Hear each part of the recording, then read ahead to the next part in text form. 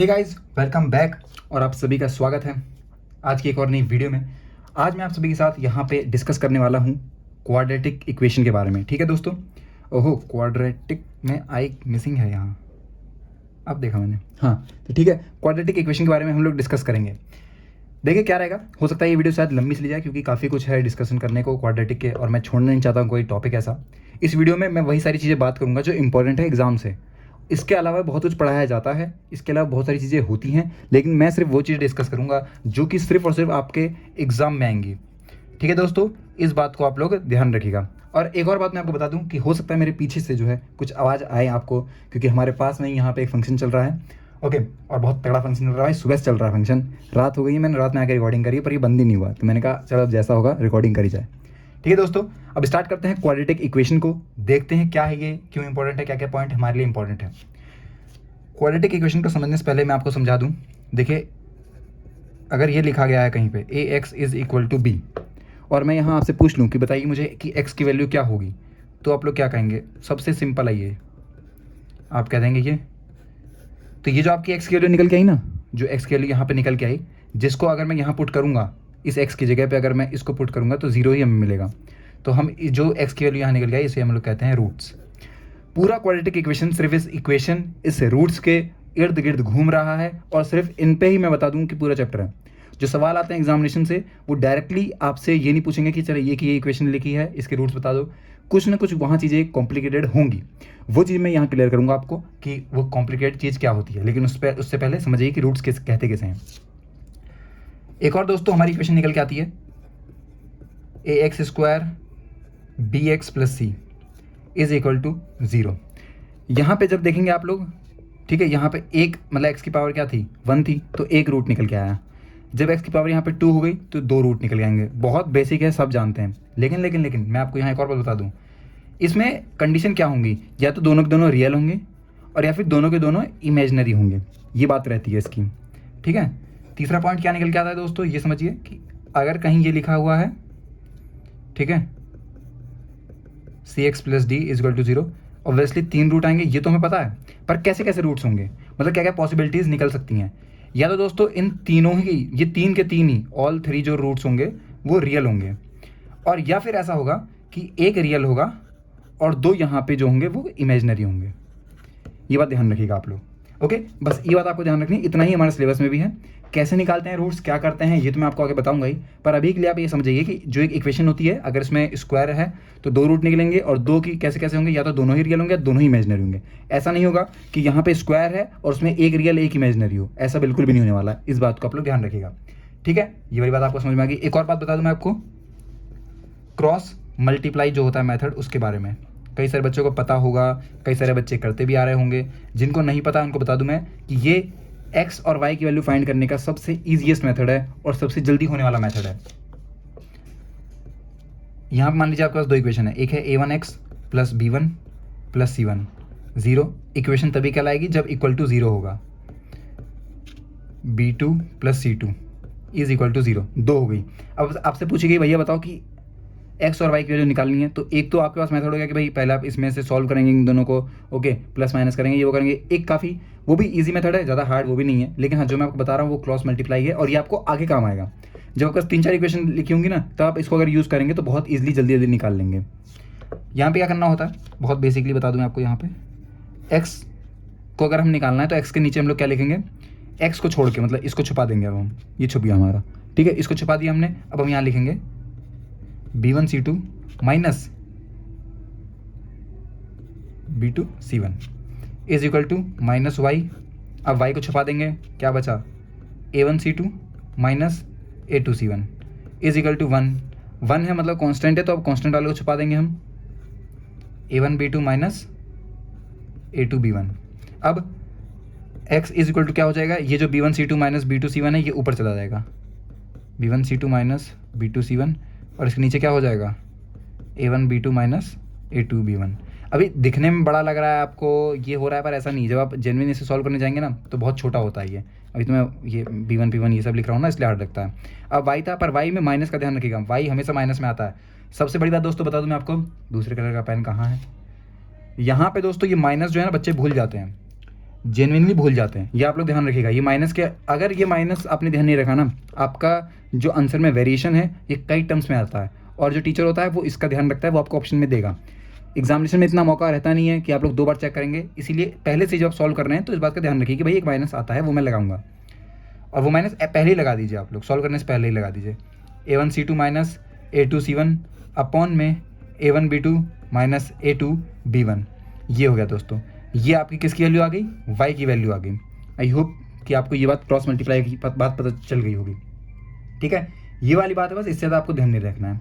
एक और बात बता दूं मैं आपको, कई बार ना आपसे पूछ लिया था 2 इक्वेशन दी होंगी, जैसे यही दोनों इक्वेशन है हमारे पास, और हमसे पूछ लिया था कि बताओ कि इसके सॉल्यूशंस कैसे होंगे, या फिर इन दोनों इक्वेशन से जो लाइन बन रही है वो कैसी होगी, है ना। काफ़ी कॉमन सवाल है और ये बहुत बेसिक सवाल है। कई बार एग्जामिनेशन में आपको ये चीज़ें गैस करनी पड़ती है क्वेश्चन को देखते ही। आप क्वेश्चन देखेंगे और आपके दिमाग में ये चीज़ें स्ट्राइक करनी चाहिए कि अच्छा इनके ऐसे सॉल्यूशन निकल रहे हैं, तो इनसे जो लाइन बनेगी वो कैसी लाइन बनेगी। अल्टीमेटली जो ये बन रही हैं, जो इक्वेशन हम पढ़ रहे हैं, ये ग्राफिकल रिप्रेजेंटेशन में काम आता है और वही लाइन्स बनती हैं। तो मान लीजिए ये दोनों लाइन्स हैं, ये दोनों आपकी लाइन दी गई हैं, ओके, L1 L2 मान लीजिए इसे, ठीक है। 3-4 चीज़ें होती हैं, ओके। पहली चीज़ मैं बता दूं आपको, अगर कोई इंटरसेक्टिंग लाइन्स होगी, कैसी लाइन होगी? इंटरसेक्टिंग कौन सी होती हैं? इस तरह की लाइन जो होती हैं, ठीक है, मतलब ये लाइन्स होगी 2। ये अगर इस तरह की लाइन है तो इसमें क्या प्रॉपर्टी आएगी पता है आपको? जो A1/A2 होगा वो इक्वल टू नहीं होगा B1/B2 के। अगर ये सेटिस्फाई हो रहा है दोस्तों, तो आप लोग तुरंत कहिएगा कि ये एक इंटरसेक्टिंग लाइन है। दूसरा दोस्तों क्या आता है? पैरेलल लाइन्स का। पैरेलल लाइन्स किसे कहते हैं पता है आपको? यहाँ गाना चालू हो गया दोस्तों, अगर कन्फ्यूजन हो रही होगी, अगर आवाज़ आ रही हो तो एडजस्ट कीजिएगा। पैरेलल लाइन्स कहते हैं कि जो मतलब एक दूसरे के पैरेलल रहती हैं, सिंपल सी बात मतलब जो कभी इंटरसेक्ट नहीं करेंगे उन्हें हम पैरेलल लाइन्स कहते हैं। इनके लिए प्रॉपर्टी क्या होती है? A1/A2 is equal to B1/B2 does not equal to C1/C2। ये बात आप लोग ध्यान रखिएगा पैरेलल लाइन्स के लिए। तीसरी बात दोस्तों क्या आती है? फिर ये आती है अभी कोइंसिडेंटल लाइन्स। कोइंसिडेंटल ऐसे कहते हैं कि एक के ऊपर एक है, मतलब यही है, दोनों यही हैं, बिल्कुल एकदम मिली हुई हैं एक साथ, उसमें ये तीनों ही इक्वल रहते हैं, ठीक है, तीनों ही इक्वल रहते हैं। अब आप लोग, अगर मैं एक बहुत बेसिक कॉन्सेप्ट पूछूं आपसे, बहुत बेसिक बात, तो पूछूंगा मैं कि यहाँ पे जो इंटरसेक्टिंग लाइन्स है ये कितने पॉइंट पे इंटरसेक्ट करेगी? एक ही पॉइंट पे कर रही है, दिख भी रहा है हमें, तो हम लोग यहीं से कहते हैं कि जो इसका सॉल्यूशन होगा, जो जब ये कंडीशन सेटिस्फाई होगी तो जो उस इक्वेशन के एक्स और वाई की वैल्यू आएंगी वो यूनिक होगी। जब ये दोनों इंटरसेक्टिंग नहीं कर रही होंगी तो वहाँ सॉल्यूशन निकलेगा ही नहीं, मतलब कि नो सॉल्यूशन हो जाएगा वहाँ, ठीक है। और जब यहाँ पे कोइंसिडेंटल हो जाएंगी, मतलब कि जब बिल्कुल ही मिली हुई हैं एक से, तो वहाँ पे इनफाइनाइट सॉल्यूशंस हो जाएंगे आपके। इस बात को आप लोग ध्यान रखिएगा, ठीक है। बहुत बेसिक चीज़ें हैं ये सब, मतलब ये तो आपकी प्री बता रहा हूँ मैं आपको, क्वाड्रेटिक तो यहाँ शुरू हुआ ही नहीं है, ये प्री है कि क्वाड्रेटिक अगर आप पढ़ रहे हैं तो ये सारी बातें तो आपको पता होनी ही चाहिए, ठीक है दोस्तों। अब इसके बाद क्या आता है? यहाँ शुरू करते हैं हम लोग अपना क्वाड्रेटिक, ठीक है। अब शुरू करते हैं हम लोग अपना क्वाड्रेटिक डायरेक्टली, बिना कुछ देरी के, और समझते हैं कि क्वाड्रेटिक इक्वेशंस बनती कैसे हैं। उससे पहले बता दूं मैं आपको, क्वाड्रेटिक इक्वेशंस में एक रिप्रेजेंटेशन होती है रूट्स के लिए। हम लोग नॉर्मली जो रूट्स लिखते हैं वो अल्फा और बीटा को रिप्रेजेंट करते हुए लिखते हैं। 2 ही रूट्स होते हैं। क्यों 2 रूट होते हैं? क्योंकि जो भी क्वाड्रेटिक इक्वेशन होगी वो इस तरीके से लिखी जाती हैं। समझ गए आप लोग कि 2 इक्वेशंस होती हैं, मतलब 2 ही रूट होते हैं इसके, अल्फा और बीटा। बनती कैसे हैं ये, उसके लिए बता दूं मैं आपको। सबसे पहली बात बता दूं कि सम ऑफ रूट्स किसे कहते हैं? -b/a, और अल्फा बीटा मतलब product of the roots c/a। आप कोई बोले भैया कैसे आ रहा है, क्यों आ रहा है? सॉल्यूशन है इसका मेरे पास भी, बहुत इजीली है, कोई बड़ी बात नहीं है कि a से डिवाइड कर देते हैं सब कुछ ऐसा हो जाता है वो, पर आपको डायरेक्ट याद रखना है। मैं इंपॉर्टेंट चीज़ बता रहा हूँ, ज़्यादा टाइम वेस्ट नहीं करूँगा आपका, ठीक है, क्योंकि रिवीजन है वैसे भी, तो आपको ये बात पता होनी चाहिए। जो रिवीजन नहीं भी कर रहे हैं तो वो इन चीज़ों को नोट कर लीजिए, और जब कभी भी लेक्चर कहीं देखें, कहीं से भी देखें, यूट्यूब पर देखें, तो बस ये देखिएगा कि वो ये सारे टॉपिक जो है वो कवर कर रहे हैं या नहीं कर रहे हैं, इस चीज़ को देख लीजिएगा। तो आपका जो लेवल वाला क्वेश्चन रहता है कि भैया किस लेवल के सवाल आते हैं, वो कवर हो जाएगा इससे, ठीक है। तो ये बात आपको ध्यान रखनी है। इक्वेशन अब बनती कैसे है? फॉर्मेशन बता दूँ मैं आपको। बेसिकली फॉर्मेशन इस तरीके की रहेगी आपकी कि x² minus sum of roots x plus product of roots, बस, इज इक्वल टू 0। ये होती है दोस्तों आपकी एक इक्वेशन जब फॉर्म होती है ना, तो ऐसे फॉर्म होती है। अल्फ़ा बीटा में लिख दूँ तो alpha plus beta x plus alpha beta is equal to 0, ठीक है दोस्तों।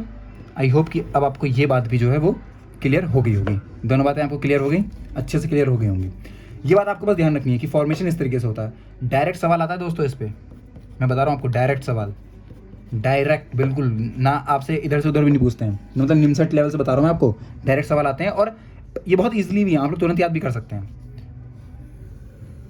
कई बार ऐसा होगा ना, मतलब मैं तो बता रहा क्वाड्रेटिक इक्वेशन, अब आप सोच रहे हो क्वाड्रेटिक इंपॉर्टेंट है नहीं है ये सब वो सवाल, तो बता दूं मैं आपको, क्वाड्रेटिक आपके ट्रिगो जब आप सॉल्व करेंगे ना तब आपका सवाल आएगा।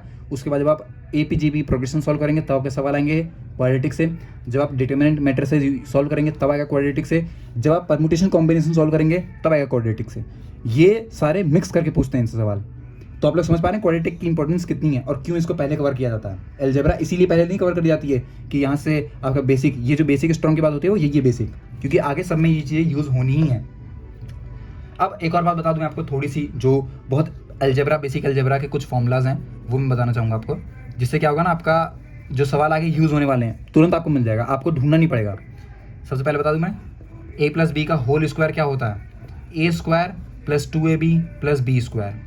अगर मैं आपसे बोलूँ कि भैया a² + b² निकाला जाए तो कैसे निकालेंगे आप, तो इन दोनों को इधर ले आइए, मतलब -2ab जो है इसको इस साइड ले आइए, तो a + b² - 2ab हो जाता है। ठीक है, इसी तरीके से अगर a - b का स्क्वायर लिखा होगा तो क्या होगा, आपको पता है, आपको ऑब्वियसली पता है, ये तो बेसिक चीज़ें हैं, पता होनी ही चाहिए आपको। इस टाइम पे क्या निकालते हैं। अब कई सारे बच्चों का सवाल आता है, हमें कैसे पता लगेगा कि भैया हमें ये यूज़ करना है या कौन सा वाला यूज़ करना है। एक तो ये हो गया आपका, एक ये हो गया आपका, ये डिब्बा बना देता हूँ, डिब्बा मतलब इंपॉर्टेंट, ध्यान रखिएगा, डिब्बा मतलब इंपॉर्टेंट। ठीक है, अभी देखिए, अगर आपको सवाल में ये चीज़ गिवन होगी कि डिफरेंस ऑफ द रूट्स जो हैं वो एक वैल्यू दी गई है आपको, तो आप लोग ये वाला फॉर्मूला निकालेंगे, क्वेश्चन टू क्वेश्चन वेरी करेगा। और हाँ, जो क्वेश्चन अब मैं आपको करवाने की कोशिश में हूँ दोस्तों, तो उसके लिए आपको मेरी वीडियोस पूरी देखनी पड़ेगी, मतलब हर एक वीडियो देखिए, मेरे जो वॉस्ट आवर्स हैं वो कंप्लीट होंगे, पैसा आएगा, उससे मैं एक गैजेट खरीदूंगा और उसमें सॉल्व कराऊंगा आपसे सारी चीज़ें, जिससे कि थोड़ा डिजिटली भी रहेगा और मुझे भी थोड़ी झंझट कम रहती है मेरे लिए, वो भी टाइम बच जाएगा, इसीलिए मैं वहाँ पे सारे सवाल वाल लिख दूंगा, तो वो भी मेरी मेहनत बच जाएगी।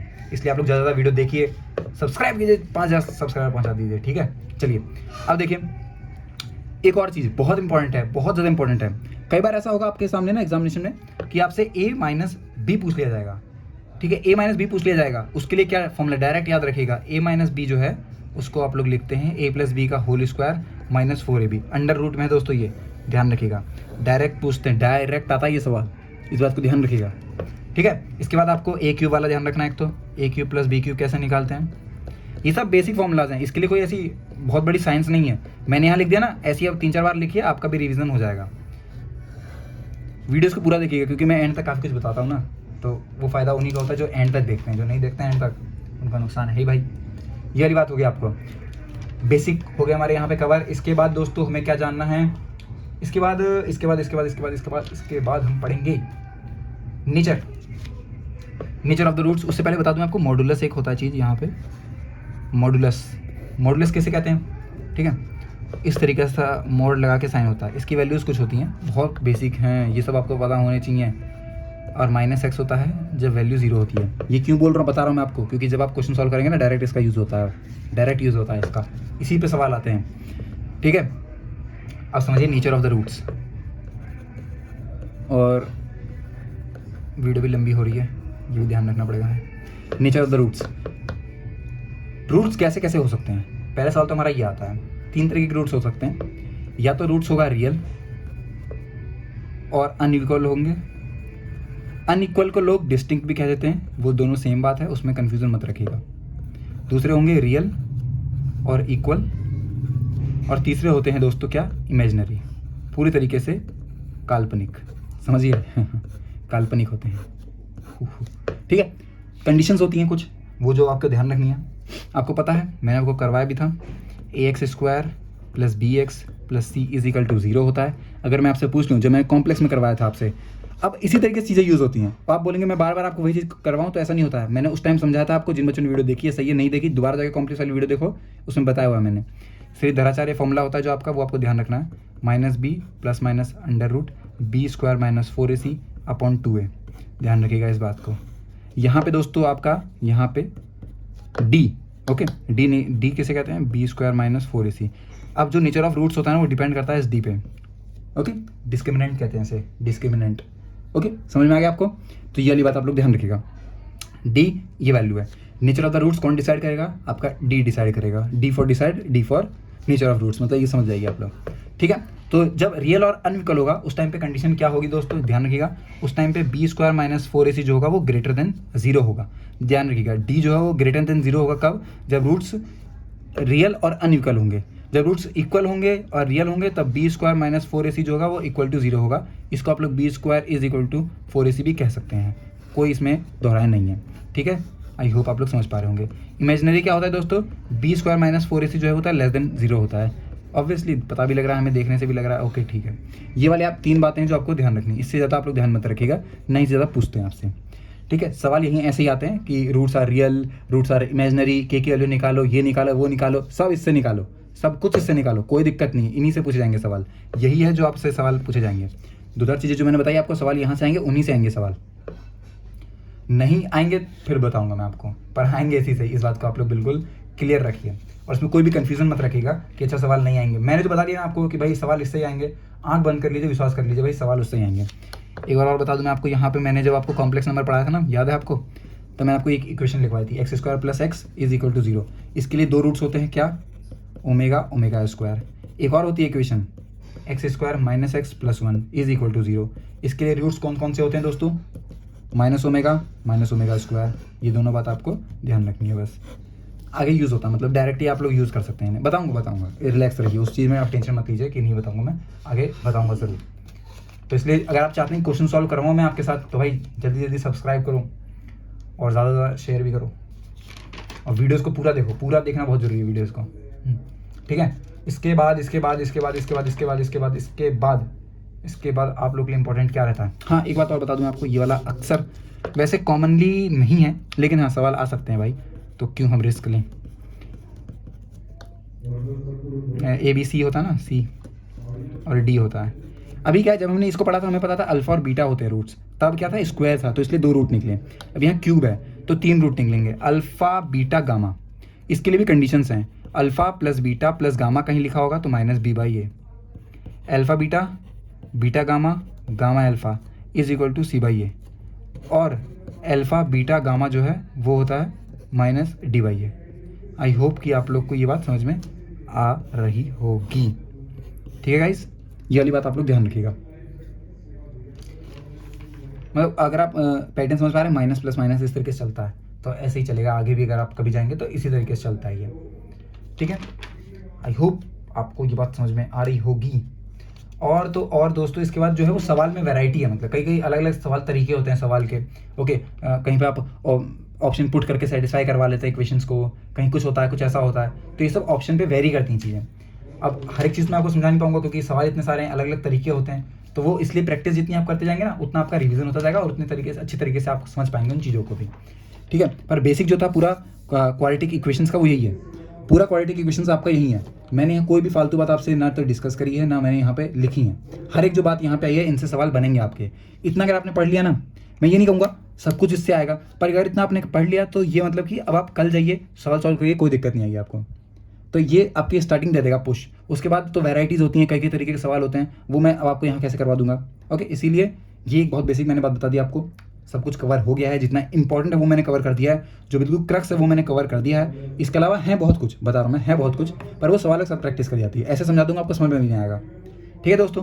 तो यही थी हमारी पूरी आज की वीडियो। आई होप कि आपको वीडियो अच्छी लगी होगी और आपका अच्छा रिस्पॉन्स आया, आप लोगों ने कहा वीडियो डालते रहो, तो मैं डाल रहा हूँ वीडियो। इसके बाद दोस्तों मैं डिटर्मिनेंट मैट्रिसेस कवर करूँगा, ओके, और फिर उसका प्रोग्रेशन, फिर ऐसे करके सेट थ्योरी प्रोग्रेशन ऐसे करके, और हाँ ऐसे भी करूँगा मैं साइड बाई साइड यहाँ पे ट्रीगो, और फिर उसके साथ आपका क्या हो गया वेक्टर हो गया, ये सारे जो सब चैप्टर्स जो आप बाद में पढ़ेंगे उनको भी पढ़ा दूंगा। इससे क्या होगा, जब उस टाइम वो पढ़ रहे होंगे तो आपको एक तरीके से क्या होगा, डबल टाइम रिवीजन हो जाएगा, वो भी एक फ़ायदा रहेगा आप लोग के लिए, ठीक है। आई होप कि आपको ये वीडियो अच्छी लगी होगी। मिलते हैं नेक्स्ट वीडियो में, तब तक के लिए have a nice day and take care.